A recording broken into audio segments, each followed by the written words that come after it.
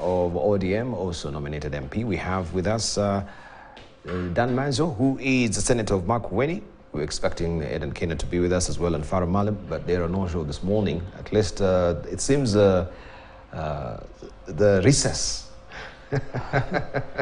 is taking toll on them as well, and Farah Malim is wont to be sleeping through the alarm all the time. We need to waking up in the morning, all the morning, but still, we'll continue with the conversation nonetheless. But I want just to come to you, Dan Mazo, especially with the results. We have to speak a bit about it.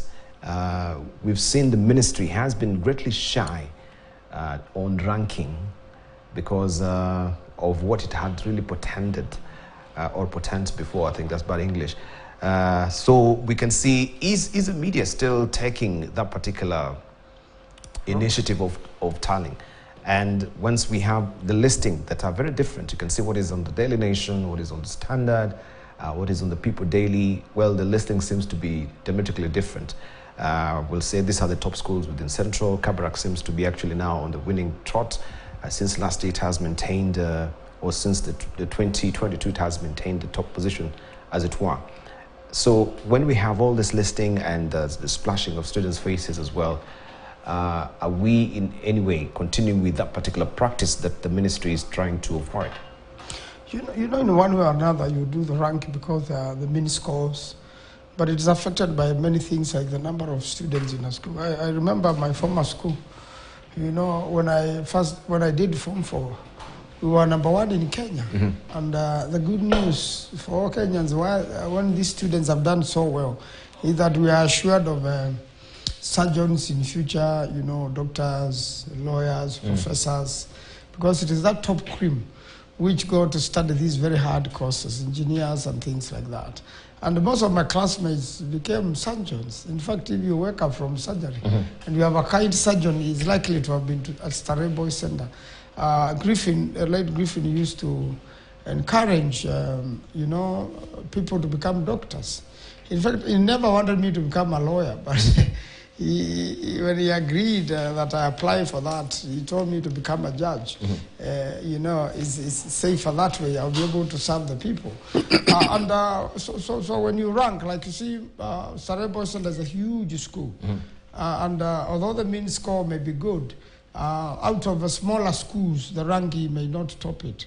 Because there are other schools also which don't have many students. Then they have many A's and B's and, you know, like that. And also you have not seen private schools really come to the top in this. You still seen the traditional schools, you know, public schools still perform very well, or a mixture of public and private school perform very well. So if the ministry doesn't rank, then it doesn't. If the ministry doesn't rank, you know, Kenyans will still rank the schools. And I really want to blame the ministry for not supporting my school very well. In fact, the Ministry of Education has dismantled the Starehe Boys Center. They want to make it a normal school. They don't want to send TSC teachers there. And they leave, instead of getting government support, the normal government support it used to have those days, and knowing that it's a school for the needy, they have gone on to not to listen to it and make sure every move to make the school perform better or remain what it used to be is curtailed. You know, like its international ties and things like that. I've tried to assist the school through the ministry, and we have been frustrated, you know, step by step. You find government officials or Ministry of Education officials who are making sure they frustrate, you know, Starehe Boys Center as much as they can. And you wonder what they use. It's a school which means well. He wants to support the community. But you don't have any scope of proof that they're being frustrated. You know, when I say mwambia ngoma uvutia kwake. So since you're actually an alumni of that, you think... But as alumni, we support the school. And when they have an issue with the Ministry of Education, like teacher postings, or when there is something the ministry must do, like when they allocate monies for schools, for repairs and things like that, you've got to struggle. And sometimes you just walk, as alumni, we help. You know, we have an old Starehe society which also fundraises for the school. So when they have an issue, you want to approach the government to sort it out. And a lot of times when you go to the government, you'll be taken around in circles. I haven't visited the minister's office, and I would like to do so because we were with him in the parliament, and he understands education very well. He was in the committee of education. But the rest of the technocrats in the ministry, they'll make sure that they have frustrated a few moves here and there which could help the school. And I want also them to support every other school. Every other school, needs that particular support, so that you can make it easy for schools to perform, so that you don't support some schools and then abandon others. And you see that finally determines the final outcome of the results. Right. Because there's a serious input by the Minister of Education. All right, and John Buddy, looking at the performance of mathematics, because I know also you're the CPA here, CPA John Buddy, it seems there has been, of course, a good outlook when it comes to mathematics, which has been dismally performed previously. What do you think is really informing this? Is it the new grading system that now, of course, they are mandatory subjects, but you don't have to be heavily burdened with other subjects, so you can concentrate on maybe the weaker subjects, of which many students are weak in mathematics, but the performance right now seems to be, stalling. No, I think mostly over the years, this myth around mathematics and science subjects has been demystified. If I will tell you for a fact that if there is one subject, maybe Dan Manzo would have a contrary opinion, that is so easy is mathematics, because it is all about logics, and it is something that when you pass it, you know well in advance that you're passing. The moment you finish, or you finish with exams, you are sure whether you've passed it or you've failed. So it is a very easy subject. But I think there has been mystery around it over the years. And good mathematics teachers are not those who really know maths, but those who know how to persuade students to accept that mathematics is an easy subject that is passable. So over the years, there's been encouragement to our children to embrace mathematics, and I think that is bearing fruits. Further, the training also. If you look at the past, you may find that there was no proper training for mathematics teachers. You'll find teachers teaching mathematics who are not so trained and qualified. But now we have good number of qualified mathematics teachers, so that may be bearing fruits. But let me say something about the grading system, and largely the issue of ranking of schools. Before you do that, I just wanted to highlight something that has really come to hand right now, where we're being informed that 15 people have died, several injured, after a bus and a matatu collided head-on at Twin Bridge in the area on Nakuru Eldoret Road at 2 a.m. This is according to police. 15 people have been pronounced dead, several injured as well, after a bus and matatu collided head-on at Twin Bridge area on Nakuru Eldoret Road at 2 a.m. This is according to the police report. And this is the latest development right now. And even probing through the dailies, we have NTSA, which is urging drivers on the road, especially right now, as the people are going back to school, to be very, very careful, and of course to observe the road traffic rules, as it were. Speeding also can cause this sort of unfortunate incident that we are reporting this morning. 15 people have been reported dead, several injured after a bus and a matatu collided head-on at Twin Bridge area on Nakuru Eldoret Road at 2 a.m. this morning. Honorable Buddy, it's very unfortunate. Indeed, my sympathies go to the families of the 15 Kenyans who have lost their lives. It's unfortunate that we continue to lose Kenyans on our roads, and I think it should go beyond just urging. Some action needs to be taken. Really, we can't say that drivers have defeated us as a country. I think we have systems that are easily compromisable, and that is something that we need to look at. We can't continue losing people like this. Today is the 9th day in the year, and we have lost 15 people. So there's the lacks of police also, they should be observant as well, not heavily on the roads during the festive season. They are just on the road collecting money, bribes, and not really enforcing the law. I mean, it is really disheartening. But having said that, I wanted to talk about the ranking that I see. The new grading system and the ranking. And the ranking that I see in the media. You know, media will always fill the gap. And we need to ask ourselves, is it that when the ministry stopped the ranking of schools, is it that Kenyans still need that ranking? I think that's a debate that we need to engage in. And what really informed the stoppage of that? Because What really informed it? I don't understand, because really, people must compete. So there's nothing really wrong with saying that this school has performed better than the other. It motivates that these students have done better than the other. It motivates. But I don't know what really informed the ministry's decision to stop ranking. But now you see they have stopped ranking and they have allowed now the media to do it, which media is not doing it professionally, I must say. Because look at what is in the Nation newspaper. It's different from what is in the Standard newspaper. It's different from what is in the Star and all the other. So it depends on who is doing the rankings. Where is this data from? You see some schools are in far-flung areas. Probably they have even done much better than some of the schools that have been listed as the best performers. Now, it is not fair to those schools. I will tell you, yesterday in social media, I could see my former school ranked very high and with very good grades. I'm not seeing it in the papers because it is somewhere in the corner of this country. And you wouldn't, it's a not name that is known like Dan Manzo's former school. In fact, the former Attorney General, Amos Owako, when we were with him in Parliament, used to ask me, which school did you attend?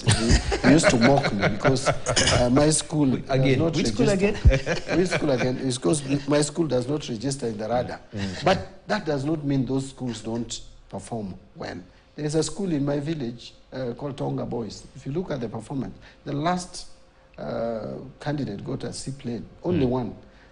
The rest, out of the 240, I think, 239 are joining university. And you look at the mean grade that I saw is much higher than what has been listed for some of these schools.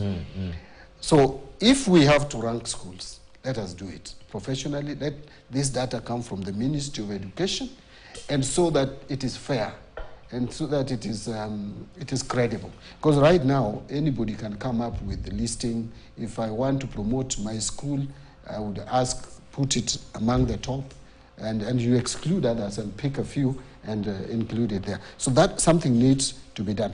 Then on the grading system, I think when it comes to education, there should be predictability. The problem I have with our education system in this country is it is so unpredictable that you don't know what to expect tomorrow. We should be able to compare your certificate, when you did your KCSE, with the certificate of a student today who has also done KCSE. You should be able to compare mine. I did KCSE in 1990. We should be able to determine between my son today and myself who probably did better. So if we keep on changing the grading system, we keep on changing even the system of education. We had the old system before 844, now we have CBC. The CBC is so confusing. Now we have 9 years in primary school, which has been coached to appear like there is a primary school ending at grade 6? And then there is a junior secondary school, which is basically primary school state. Because they are housed in primary schools, grade 7, 8, and 9. And then now the high school has been reduced to 3 years. You have taken 1 year from there and you're brought to primary school. What is all this? What are we trying to do as a country? I think we need now to say enough is enough. Let us have a predictable education system. Because then it exposes us. We are not in isolation. Kenya is not an island. We compete with the rest. So if we want to adopt a system that we have seen working elsewhere, let us adopt it and stick to it so that there is predictability, as I said previously. Right now, you are likely to see a problem with our students accessing some other higher learning institutions in the rest of the world. I have personally taken my daughter to Australia to study, with a degree in law and Kenya School of Law, you still have to go through a system that is close to like high school before you embark to proper studies. So these are things we could avoid. Finally, what is the credibility of these results? I still think the Ministry of Education owes us answers. You can't have 48,000 students, candidates scoring E. And then you have over 200,000 joining university. It doesn't make sense. It does not make sense. The Kenyan children cannot be so skewed that there are some who are super, bright, and then there's some who are just too stupid that they can get E, score E. That cannot be. There is a problem, and that problem needs to be dealt with. Either there's a problem in teaching, that we have this distribution of resources, including teachers, is not fair, or there is a problem with examination, or there is a problem with marking. I refuse to accept that 48,000 of our children can score E. So there should be proper investigation, which should be done by people outside the ministry, because they are the culprits. Yes. How is it that schools just jump? A school that had a mean grade of 5 jumps to 8, 9 in one academic year. That again cannot be. There should be progression in terms of improvement. Yes, schools can improve, but you should see progression. That this year it is 5.5, following year it goes to, let's say, 6, then it moves to 6 point, like that. Then maybe after 5 or so years, it hits 9.9. 9. So it is incremental. It is not just it should be incremental. Yes. There should be just an upside. So there is a lot of leakage. And you can see, if you look at the schools which are performing, so-called performing well, neighboring schools have almost identical results. What is the problem? What is the problem? If we cannot have credible examinations in this country, then we are lost. Some of us would not be here. Dan Manzo would not be here, I'm sure, if we played with our exams. Some of us are where we are because of education. Otherwise, we would be somewhere languishing in our villages.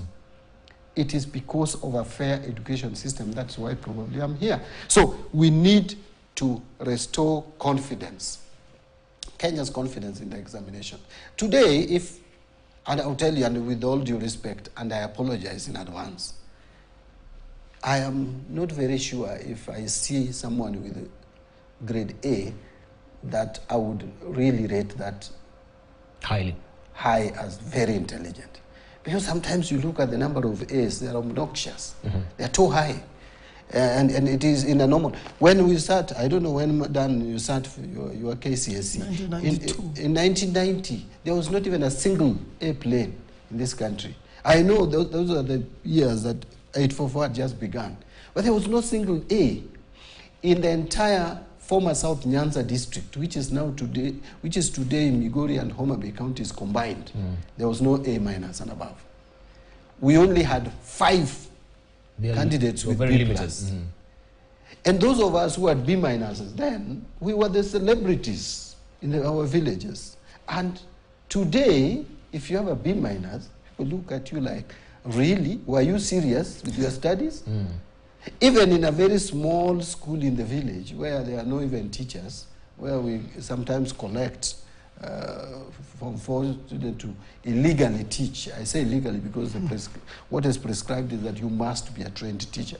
To teach these students, you still find B+, A-, people scoring high grades. It doesn't make sense. The ministry must restore back confidence in our education system. Right. We're talking about maybe the 48,000 E students who have scored the E grade right now.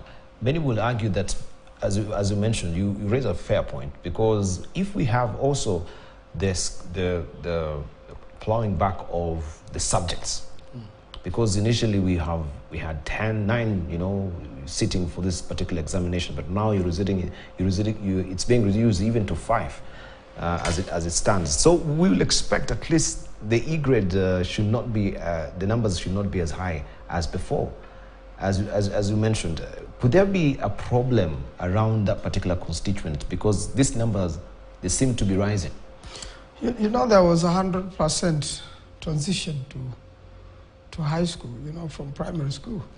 And previously, people will quickly go to TVETs from class 8 and begin their other careers very early in life. You know, if you want to become a carpenter, you are in a little bit of metal work, you are in those skills which may not need very high education, construction and things like that.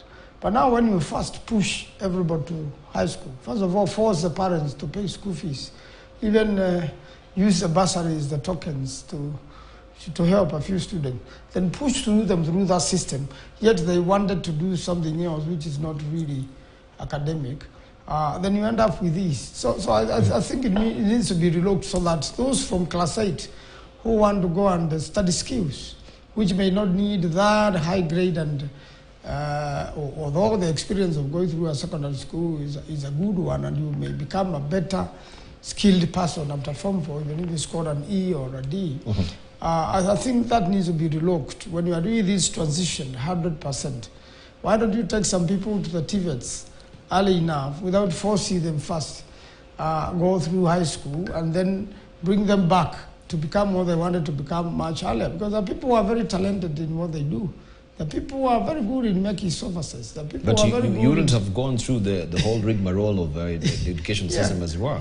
Yeah. Because if you say then I don't have a Form 4 certificate, and you want to pursue the long way sometimes, that you need the Form 4 certificate for you to also get maybe a certificate, a diploma, you have to go to the university. So if you go straight from primary school to the TVETs, isn't that really breaking the cycle? I don't know. Well, I'm just saying it should be made easy. Because if you look at the education systems in many other places, it's different. People want to become masons, and they're very good builders. Of course, they work with architects, they work with engineers, but there's somebody else too. So they concentrate on their strength. Their strength, yeah. Instead of going through the whole system. Yes. Well, it's so once you have the elementary, it's a proposal. But again, also on the issue of you know the grade systems, and that's why they have tried to come up with the new education system. Competence-based. It is happening in many other parts of the world. Obviously, we could not stay with 844 forever, but the transition may not also have been done well. So I think when dealing with this new system, we need to factor all this, because the new system is going to work totally differently. Although these senior primary school and then lower secondary, it's so confusing, because it seems like we are going to have a Form 1 without an examination. I don't know what system will be used to get that student there. But on a different thing, the accident you are talking about, road accidents are caused by carelessness. And again, sleep. This was 2 a.m. When you force drivers to work 24 hours, a human being has to rest at some point. So I think we need to come up with, even although these are private businesses, people, you need several drivers if you have to drive buses for 24 hours, so that people can sleep. Otherwise, these deaths, and most of them are students, they're going to school and things like that, is a terrible thing. I think something has to be done, in the system to make sure. It's really private businesses, but to make sure that the drivers sleep enough. I think it's also a personal initiative. If you know you are sleepy, and you're just driving at night, you are only human. Yes. All right. So I wanted just to wrap up on this particular issue of the Matters Academia moving forward. Honorable Mbadi, it seems to be also proffering that thought that we're losing confidence in our education system because there's no predictability. You wake up one day, it is this new grading system. You wake up another day, these are the subjects which are mandatory. So there seems to be, changing and moving the goalpost all the time.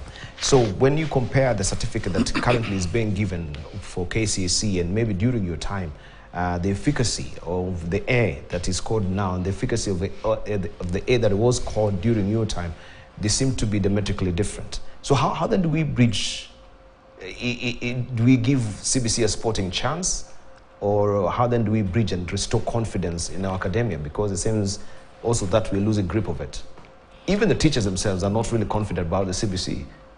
They don't have the requisite training, as it were. Looking at the junior school as well, we have a shortage of around, they say, 46,000 teachers. So it's a niggling worry, and still there was a tearing rush to try and implement the system. Let us now deal with the challenges that this new system may face, as opposed to, again, thinking about changing it altogether.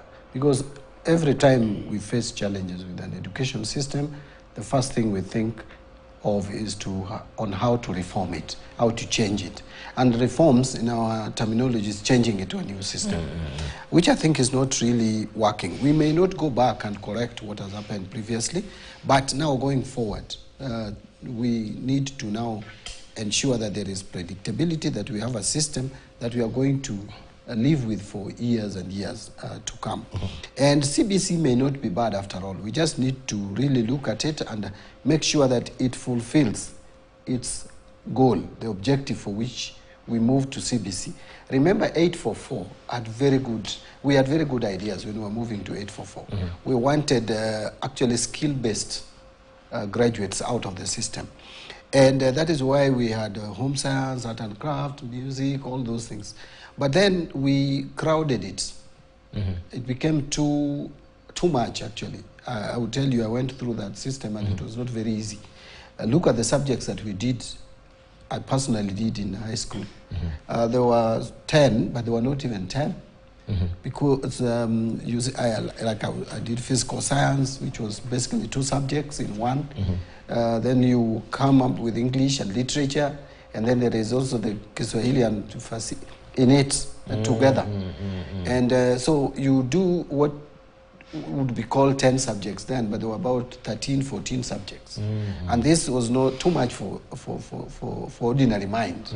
So we need to make sure that we manage this system, the CBC. And I wanted to disagree a little bit with the senator that we should allow those who have graduated from class 8 or primary school directly to these technical courses. I tend to have a different view. Actually, those who graduate from primary school are still very young. We still need to give them some basic education.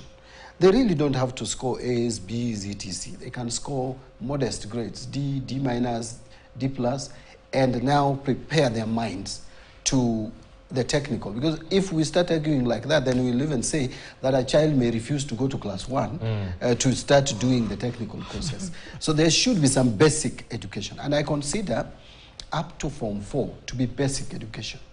Then after that, now you pursue your career path.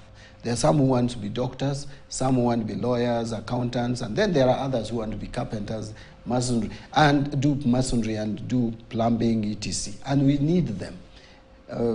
Accountant like me still needs a plumber to fix a very simple thing in my toilet, sink, etc. I cannot do it with all the knowledge, going to University of Nairobi and studying BCom and doing all those accounts and merging and all that.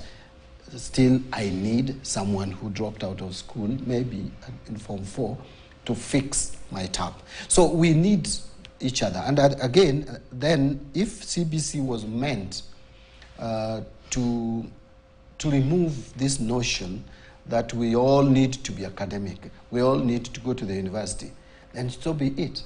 Let us make sure that that system is aligned to our aspirations as a country, so that those who go to TVET don't see themselves as lesser human beings. And so that is a conversation that we also need to have as a country. And it starts from each one of us. We need to start interrogating, if I am paying school fees, and I had a mixed blessing in my family. I had the people I've been paying school fees for. Some scored B plus and above. Some two scored C minus. Actually, one of them surprised me that he scored C minus. But instead of trying to scandalize that grade and make it look like it is useless, what we need to do is to ask these graduates from high school that what is your career path? What really do you want? Because you may be forcing someone to go to university to do what? Do you want someone to go to university and do psychology if he doesn't want to do psychology? Maybe he's a technical person. So let's try to promote these our children to specialize in their career paths, but after Form 4. That is the only point of departure I have with the senator, that to me, Form 4 is basic. And it's all about the cognitive development of a human being as well, because it's not about the subjects that you take, it's also the socialization that you go through when you're in high school and those institutions that we're taking our children to, finally that you become a consummate human being in terms of your mental faculties. Can I maybe just add a point? Please. You see, there are two examples I also want to share with Honorable Manzo. You know, economics. Economics was a subject that used to be done in Form 5 and 6. With 844, we brought it to Form 3 and 4. You check around, it didn't succeed. Because the mind is not so well developed for economics in high school. I mean, between Form 1 and Form 4. When you go to Form 5 and Form 6 and university, you have gone through some formative stages which develops your mind to start reasoning, because economics is all about reasoning and logic. So that is one example. The other example I would give you is those of us who have done accounting. Those who do BCom and finish, and then they start CPA, find it very easy to complete the Certified Public Accountants course, as opposed to those who get into BCom and start doing it in year 1. You find the number of years they take to finish or complete CPA is longer. And that is because the moment you do BCom, your mind is widened. You understand a lot of concepts. So when you start CPA, which is a very technical course, you complete it, or even the other international accounting examination. The SCCA and all. Yes. Yeah, but I thought we had with the 844 as well, the accounting being introduced in high school. Was that with very disastrous results? Disastrous results. Yeah. Look at the student. Those who did. I did economics in high school, and I was excellent. I was the best student in my district, former South Nyanza, in the mock exams. I had 81%. But come the final exam, what grade did I get? B minus, which was the highest probably in the whole country. Is because the economic concepts and accounting. Those who did accounting in high school would tell you they did do well, and that is why most schools go to across the country. There's very few schools doing. I don't know even whether they still do accounting in high school. They have dropped it. Most schools are not doing economics. They are doing, I think, business studies. Tell me how many schools do economics now. I don't know whether it was phased out, but if it was phased out, they are right to have phased it out. I want just to, as we wind up on that particular issue, because you had raised queries regarding why the systems of ranking was done away with the Ministry of Education.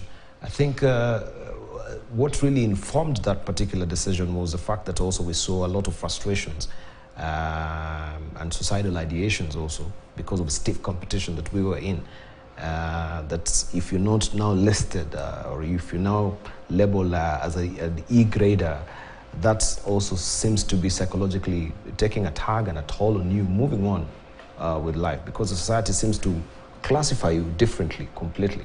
And so the system that you're having even difficulty now in assessing and saying and ranking, the CBC, is because now when you are a consummate accountant and I'm a consummate musician, we cannot be ranked the same, right? Because we have two different,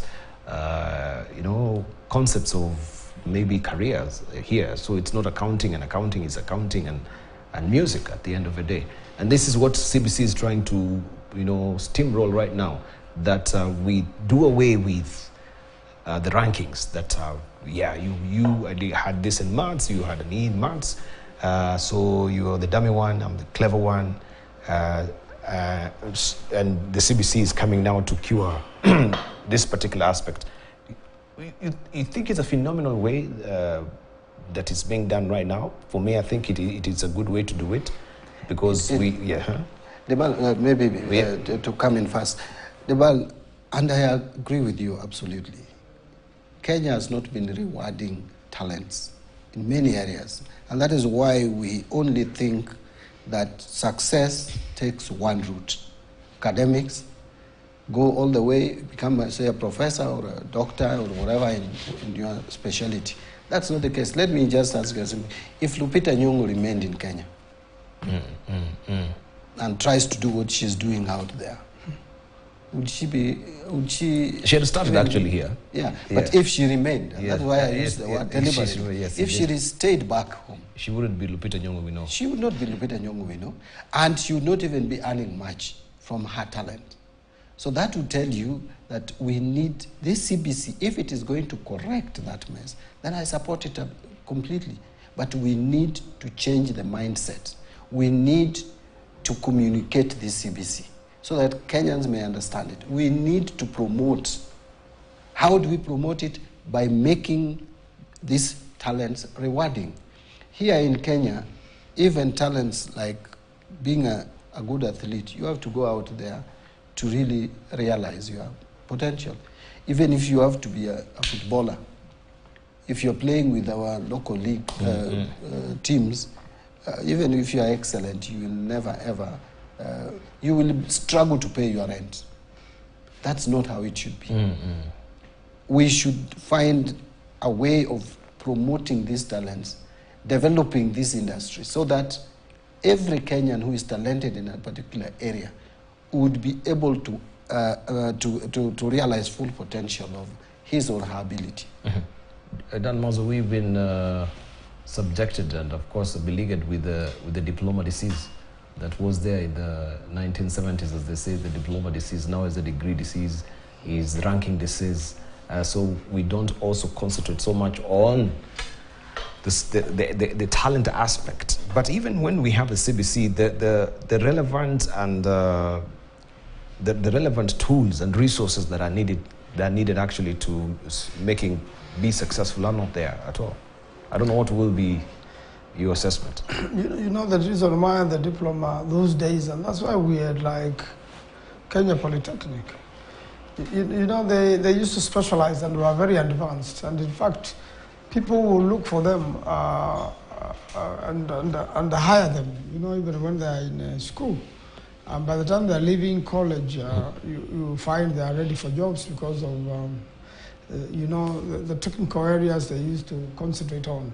And I believe talent should be developed, and hoping that the CBC will capture that right. Unfortunately, we started very badly with a lot of arguments on CBC, and even when you look at the books and the publishers and all that concept, it doesn't look so different from what we are doing or what was there previously.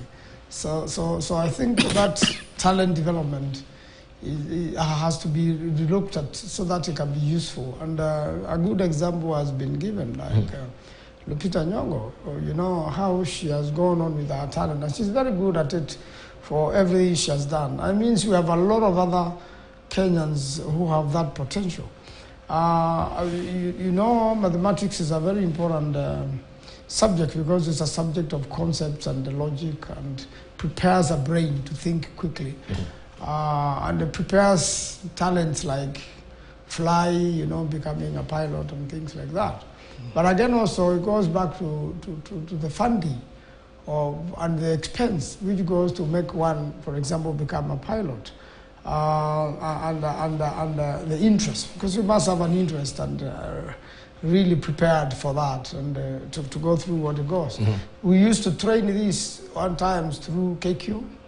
It no longer happens. That sponsorship somehow died somewhere. Then the Air Force in Kenya also used to do it, and somehow they reduced themselves to training for their own purposes and restricting those who could exit. And the other pilots we had around, either privately trained by their families or sponsorships, are also be poached so that Kenya becomes like a training ground for other, jurisdictions. And instead of these people be very useful to us, they end up, the other countries now even never bother train a pilot at all, but they can hire ours, and yet we have invested using our own resources. So when it comes to maths, as a scholar, I want to tell the students, maths is the easiest, but you must practice those concepts daily.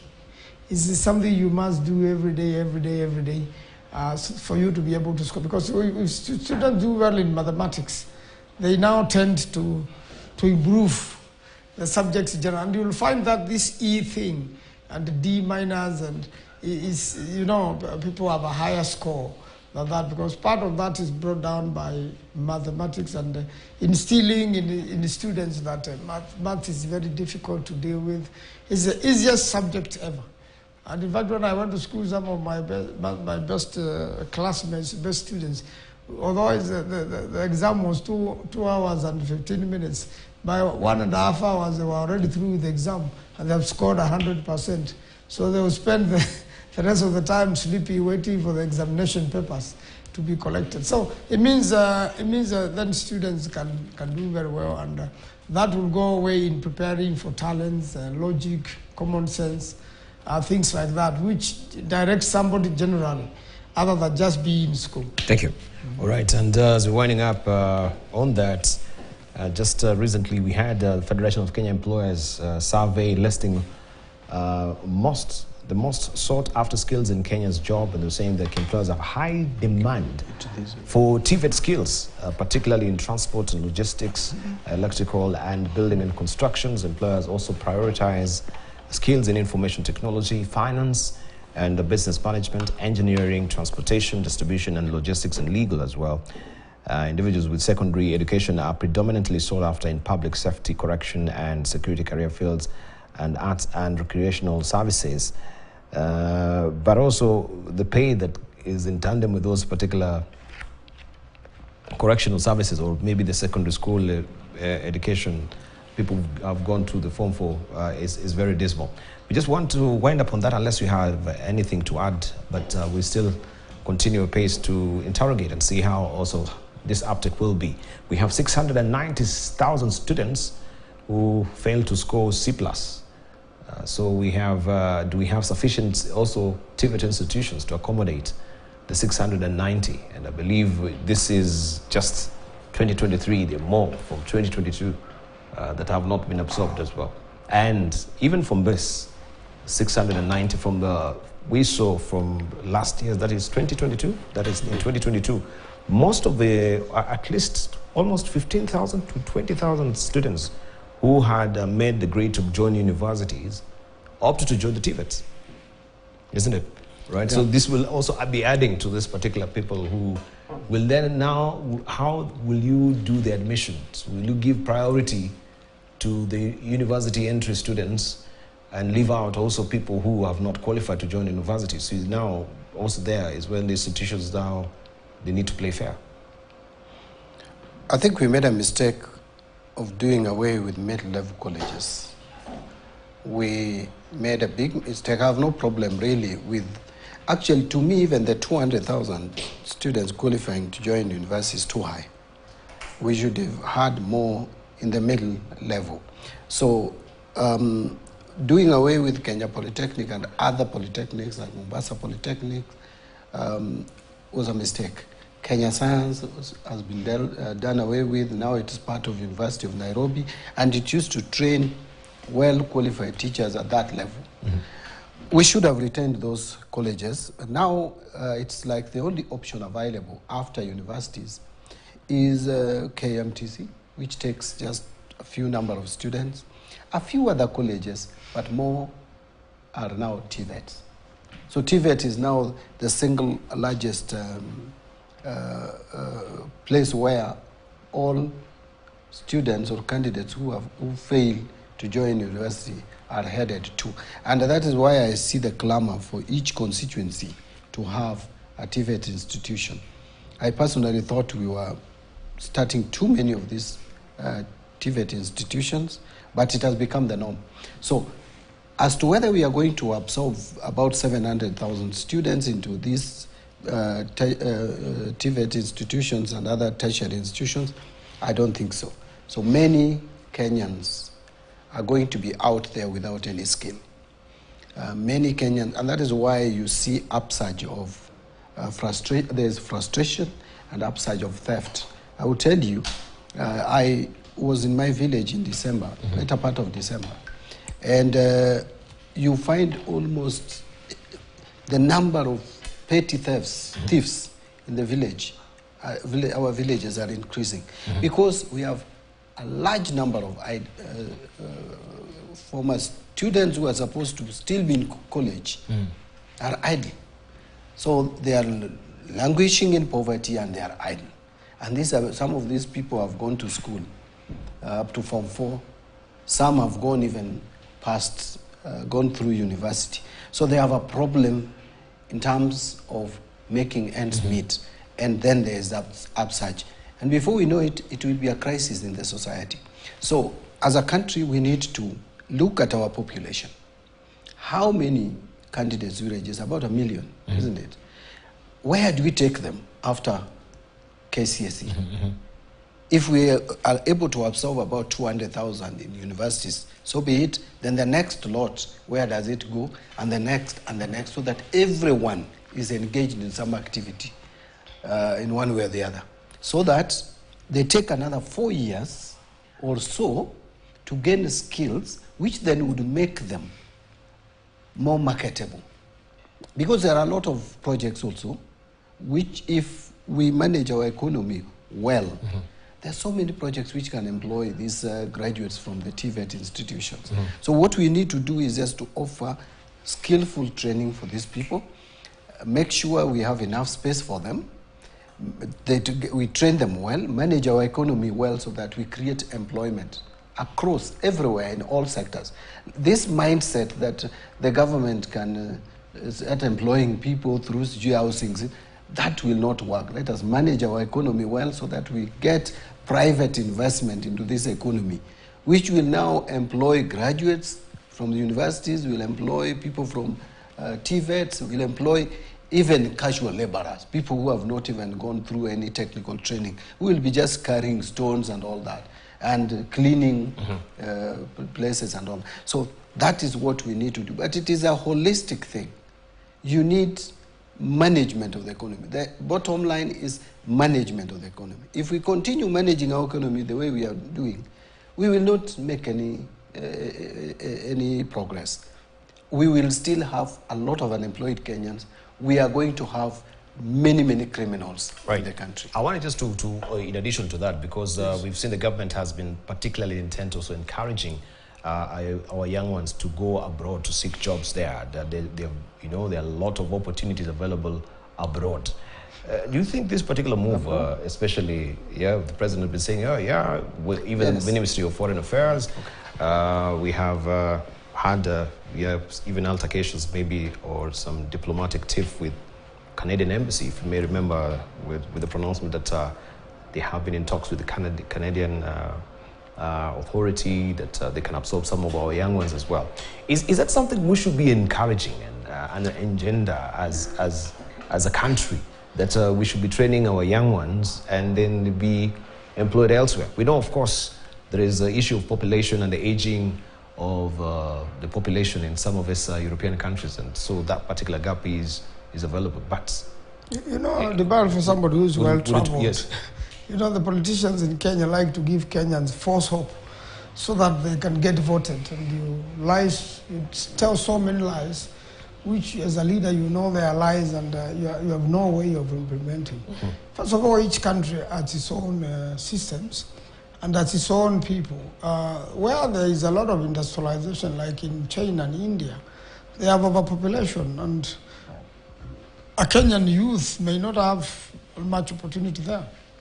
They are in the middle, in the Middle East. There are also growing economies there because of production of oil and promotion of tourism in Dubai and other places. And they have eventually also, gotten a lot of skilled people. They are drivers, Although there are very few Kenyan drivers there, you'll find mostly Cameroon, Congo, Ethiopia. There are countries which have really sent, a lot of, skilled people like that, drivers, masons, because there's a lot of construction going on in those places. But they have also sourced from the Philippines and from India and many places. But now when you go to Canada or Europe or America, it's a very, different story. And that's why we must be very careful with what we do, and that's why things should be processed properly and through Parliament. For example, when the President said now we allow everybody to walk into Kenya and to bring in tourism, a lot of people found themselves stranded because something else was now also introduced to apply online and things like that. And then I saw a lot of foreigners here. In fact, some were arrested in Makueni. Eritreans, very many of them in a truck. That is because we have opened the borders. So everybody has also walked in here to find more opportunity. But what Honorable Bandi says is very, very important. If you don't think of what to do and you cause a lot of confusion with the training of these 700,000 we generated every year, the so-called TVETs, they are developed. When they were developed, they were not developed with the resources. So even a lot of governors got stranded and got stuck with these TVETs, which are supposed to train on things like technology. Then you don't have the computers, you don't have the electricity, you don't have... So you end up with infrastructure, but it is empty.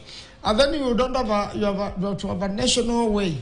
Although you have TVETs in the county, how are you going to do the exams, conduct the exams to make sure the quality is equal in every other place? Everybody has a skill. There are people who are very good in making clothes. And a lot of our Kenyans, in fact, have been are working, in the EPZs and things like that. And then they are producing for foreign markets and also local markets. Eventually, some of these clothes, they live here, they go around the world, and they come back in form of mitumba, but they were first made here. So we have to balance, to make sure that we balance the country. This TVET thing must be relooked at. Now that also we are going to come with a competent-based thing. And there are people who are very talented in their own way, who can really fit you a suit. Thank you. And is the best suit on earth. Right. So we need to harness all these, but it is wrong for leaders to give Kenyans false hope. When we are opening our borders like that, other people are shutting down their borders, even for security purposes. Okay. John, but you want to add on that particular development as well? Yes. You see, I ask myself, which responsive government would encourage its workforce to go to another country? I think that is not a responsible government. And we train our people, we spend our taxes on these children of ours to be able to grow our economy, not to export them to other economies. What is easier? Is it not easier to provide an environment that would attract investment as opposed to trying to plead with the economies out there to absorb our workforce? Why can't we plead with those economies to invest here so that there is direct investment in our country, which with all its benefits, we will be taxing those companies which come to invest, or firms which come to invest in Kenya, and they will provide employment to our people. Our people will again be taxed here, and their taxes used in our economy to develop our economy. So when you hear a government, and it's like the president is throwing his arms in the air and is saying, I cannot create employment any further to my people, and therefore I have to look for jobs out there. I am assuming there are jobs. You can hear what Senator Manzo is even saying, that it's false hope. And I also agree it is false hope, because you've had many of those economies or those countries denying that there is any such kind of arrangement.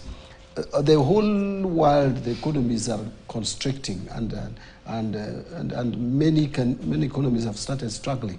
Kenya cannot find a safe place where we would offload our workforce. And in Kenya, we have opportunities. The only thing we need is a government that is going to manage this economy. We keep on comparing ourselves when we want to develop houses. When we are introducing housing levy, we say, you go to Singapore, that is what they did. Looking at the concept that was developed in Singapore is even different from what we are trying to do, but assuming it was the same, why are you borrowing the housing concept in Singapore without borrowing the fight against corruption. Corruption in Singapore is almost at 0%. Yet here it is way high. So as Singaporeans could do, they could develop those houses cheaply. Here in Kenya, you are developing what you call affordable housing in Homa Bay, and you are going to sell it for 4 million. Which Kenyan, who is this poor Kenyan who is going to afford a 4 million house in Homa Bay, or even a 3 million one-bedroomed or two-bedroomed house in Homa Bay? How many are they? How many are those poor people? Are those poor Kenyans? So really, what we are doing with this housing concept is simply to make other millionaires, provide an avenue for people who can control the system and make money. That is why we are pushing it to the extent of even scandalizing the judiciary. Because we want is, you are stopping our cash cow. This housing project is cash cow. So if you are borrowing from Singapore, you are borrowing from Malaysia, you are borrowing from other jurisdictions. By the way, Malaysia, for example, food is very cheap. You know that demand? Yes. Very cheap. It's because they have not encouraged some of the malpractices we have encouraged in Kenya, where we produce expensively because of corruption. To access, now they are talking of fertilizer, to access fertilizer cheaply is not easy in Kenya. If it is cheap, it is substandard. People even question the quality of the fertilizers that we distribute in the country. So these are some of the things that we need to engage in. A government, a leadership that is going to help grow this economy, revive this economy, attract investment, both local and external. Thank you. Even local investors. Well, today, how many of us would want to start businesses? Indeed. How many of us would want to start income-generating activities? Very few. We are discouraged because the system is unfriendly, from taxation to even licensing, very basic things you can't get done. You have to bribe your way all over the place. Power. It is sickening. Power is completely unpredictable and unreliable. What is working? What is working? Good question. We shall also be embarking to answer that particular question. Remember, tomorrow is a big day where we will be knowing the fate of the housing levy. That will be the January 10th, where the determination will be made by the courts moving forward. Will you be paying it or not? That will be tomorrow. We want to just look at some of these issues that are also arising in the public domain right now, the high cost of living, of course, the disruption of the celebration of Raila Odinga's birthday.